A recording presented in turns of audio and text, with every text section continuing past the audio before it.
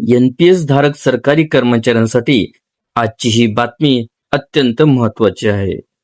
आता तुमच्या एनपीएस मधील गुंतवणुकीवर जास्त परतावा मिळवण्यासाठी एक मोठी संधी सरकारने उपलब्ध करून दिली आहे. 75% पर्यंत इक्विटीमध्ये गुंतवणूक करण्याचा पर्याय आता उपलब्ध झालेला आहे. हा निर्णय नेमका कोणासाठी आहे आणि तुम्ही यातील कोणता पर्याय निवडावा त्यासाठी व्हिडिओ हा शेवटपर्यंत नक्की पाहावा.